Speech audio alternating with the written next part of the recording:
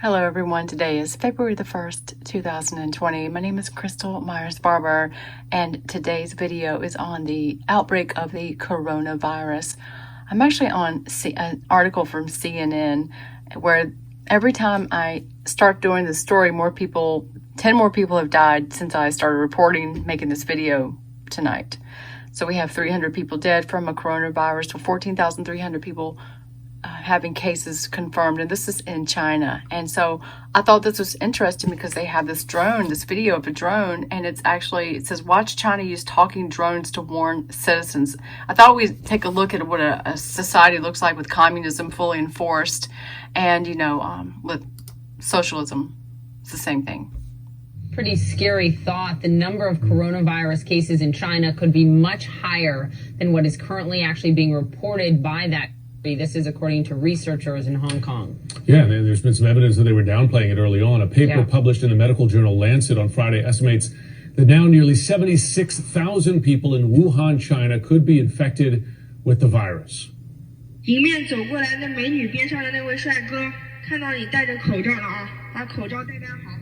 So what you're seeing there is Chinese officials now using drones equipped with speakers to warn citizens to wear their masks and to take other precautions. More than 250 people have already died from the coronavirus in China. It's like a scene out of science fiction. This is pretty bizarre to see, and we're seeing this as more of a campaign of education and perhaps more awareness, as the Health Commission here puts it. This is happening in rural areas, mostly in Inner Mongolia, for example.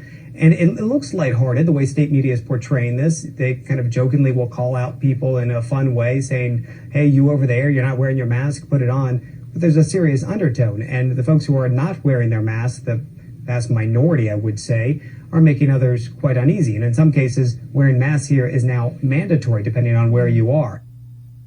Okay, so we have that. And I'm going to go down here and read a little bit of this article. We're going to see that they just reported 305 people have died and 14,300 globally are being affected as it continues to spread beyond China. One person outside mainland China has died. The virus has been confirmed in more than 25 countries and territories since it was first detected. This all began in December 2019 in Wuhan. Countries are now sending planes to evacuate their citizens from the infection zone and imposing travel bans or restrictions on mainland China. Nearly 60 million people are under lockdown in Chinese cities as international researchers race to develop a vaccine and halt its spread. And yesterday there was an outbreak. They were reporting U.S. quarantines.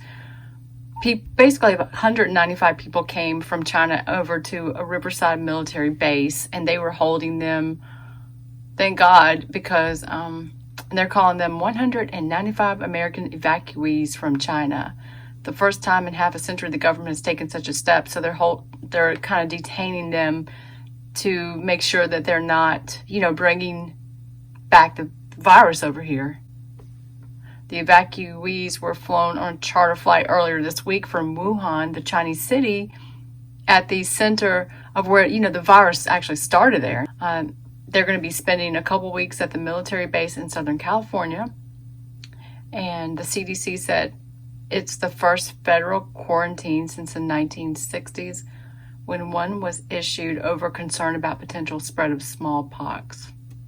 And I'd already made a video reporting that the United States, had advised it was a level 4 warning against traveling out to China this past Thursday, confirming that the country's first case of person-to-person spread of the virus, the husband of a Chicago woman who got sick after she returned from a trip to Wuhan. He is the 6th patient in the United States and the only one who didn't travel to China. But as of today, I did see that we had 7 confirmed cases here in California and a new case in Massachusetts. We're learning every day about what this unusual virus does. There's no approved drug. We're looking at some experimental drugs. We and a number of other organizations have already started developing a vaccine. The U.S. quarantining anyone who enters the U.S. from the Chinese province where the outbreak started. It all comes as 195 Americans are quarantined themselves on a military base for 2 weeks after being evacuated from China. Several U.S. airlines have now canceled flights to China. We must focus on strengthening the immune system of the human body rather than waiting for some vaccine to be developed, which is most likely going to be dangerous and ineffective. The immune system is everything when it comes to a viral infection. Now, coronavirus is called a coronavirus, and it's a family. Coronavirus is like cats. There's a lot of different types of cats, right? Coronavirus, there are many different types of coronaviruses. They're all called coronaviruses because when you look at them under a microscope, it appears like they have a little crown on their top, and in Latin, corona means crown, right? So it's just what it looks like visually. Years ago, in 2003, I think the SARS epidemic was caused by a coronavirus. A different coronavirus than is coming worldwide now from China. The SARS virus is self-limited. No vaccines. There were no treatment strategies. The only thing you did was quarantine people who you knew had it and or who you thought had it, and within 4 to 6 months, it completely disappeared. So not everybody who's affected with a virus gets sick. Not everybody who's affected with a virus dies. Most people who are affected with a virus develop symptomology, which is uncomfortable and problematic, but then their immune system rises to the cause, fights it, and they get better. And I would argue, I haven't dug into these data, but I would argue that the people who die from viral exposure are people who were already weak, had weakened bodies in the first place, the elderly and newborn kids, right? Weak immune systems by definition. So we needn't worry about a pandemic, like a Hollywood epidemic coursing over the planet that's going to kill 90% of the people who it infects. It's not like that at all. However, and there's stuff that we can do to upregulate the immune system. We're going to talk about that in a minute. However, this coronavirus apparently is a nasty little virus. And it's infected, I think, 3 times as many people as the SARS virus did in 2 weeks as the SARS virus affected in 3 months. It's a very nasty little bug, and I think it was weaponized. And I would agree with you. I presented some information on my platform about that the epicenter where this started, Wuhan, is where their what's called a BSL-4 category containment center is, and part of their bioweapons, it's their top bioweapons program in China. Yeah, and the chatter on the internet is that it's thought that this particular coronavirus was smuggled out of a lab in Canada into China, and then they tweaked it, and then they released it, and you don't have to look very far for a reason for that, right? Right. And conspiracy theory, conspiracy reality can go hand in hand, if you will. Let's face it, there were some issues happening in China before this outbreak, right? There was the freedom movement occurring in Hong Kong, which was then spreading to the mainland. And now with this, the recommendations are quarantine, nobody's moving, right? Stay inside your homes, don't congregate.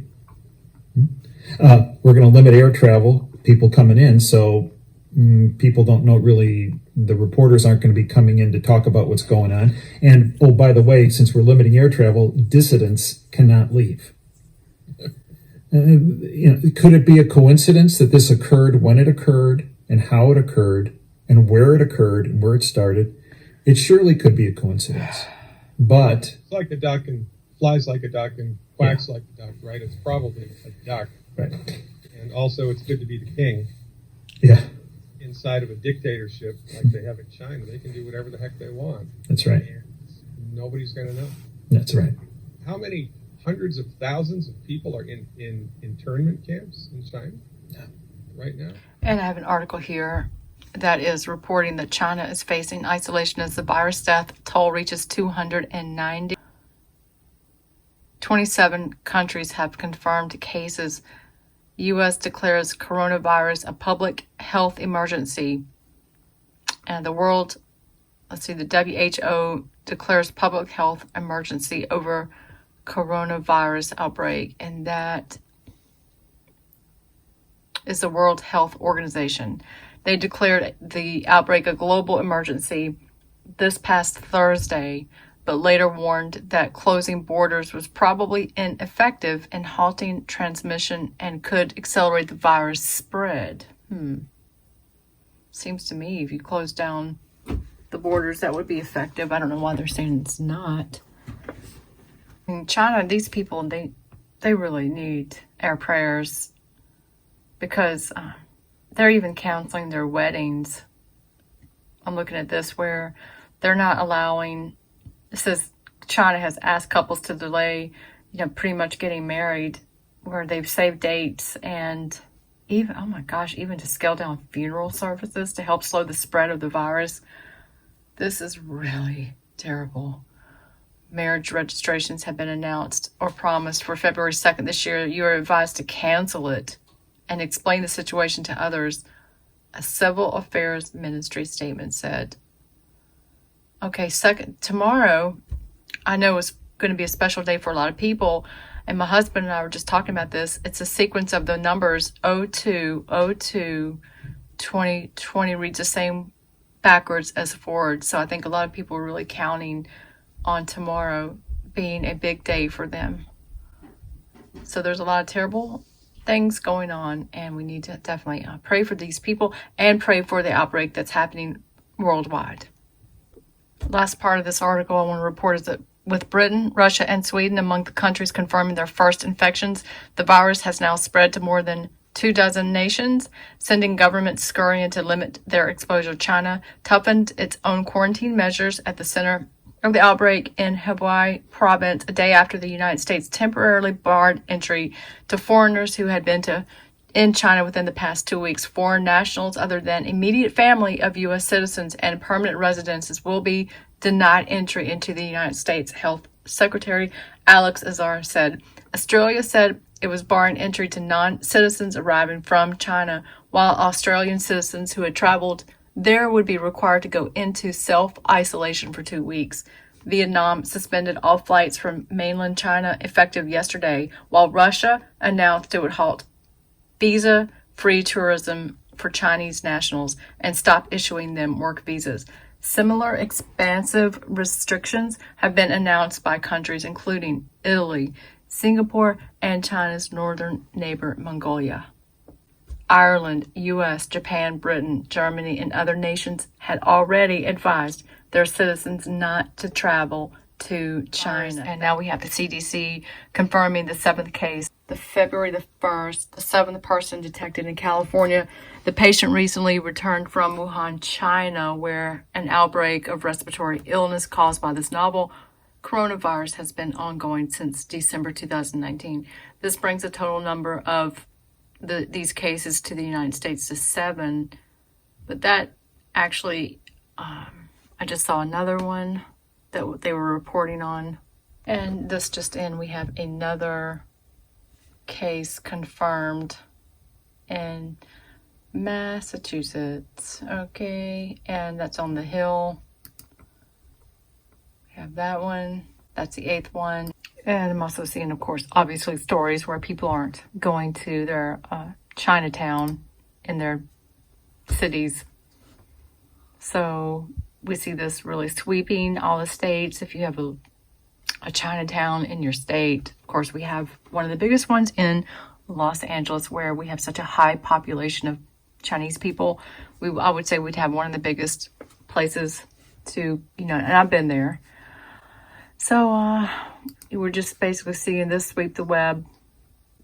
Oh, and I also wanted to report that Delta, American, and United are suspending flights between U.S. and China. And Okay, so I'm looking at an unsealed indictment for everybody, and this is basically happened on January the 28th. We have a Harvard University scientist who was just charged with lying to the Department of Defense about his work for a Chinese-run talent recruitment program. This would be Charles M. Lieber, the chair of Harvard's Department of Chemistry and Chemical Biology, allegedly violated federal laws by not disclosing his involvement in China's they named it 1,000 Talents Plan to the Defense Department, including money he received, according to the charging document. The charges brought by the U.S. government against Professor Lieber, and this would be the Trump administration busting him, are extremely serious, Harvard said in a statement. Harvard is cooperating with federal authorities, including the National Institutes of Health, and is initiating its own review of the alleged misconduct. The university added that Lieber has been put on indefinite administrative leave. Was that because he's probably going to jail, maybe? And this 1,000 Talents program tries to recruit experts from Western universities to work in China and ramp up its progress in science and technology. But in a complaint, the FBI said the program has rewarded individuals for stealing proprietary information and violating export controls. The charging documents, unsealed Tuesday, alleged that under the 1,000 Talents contract, Lieber was paid $50,000 in monthly salary by China's Wuhan University of Technology. So this person's making $50,000 extra a month by the place where the whole thing started. This whole outbreak of this new coronavirus started in Wuhan, and this person, Lieber, was being paid $50,000 a month by China's Wuhan University of Technology, and another $150,000 in living expenses. He was also awarded $1.74 million to set up a research lab there. Lieber additionally made false statements to the National Institutes of Health about his involvement in the recruitment plan and his affiliation with the Chinese university. It looks like he's getting busted. He was in federal custody as of Tuesday afternoon, a senior federal law enforcement official told NBC News. So we're going to be keeping an eye on him.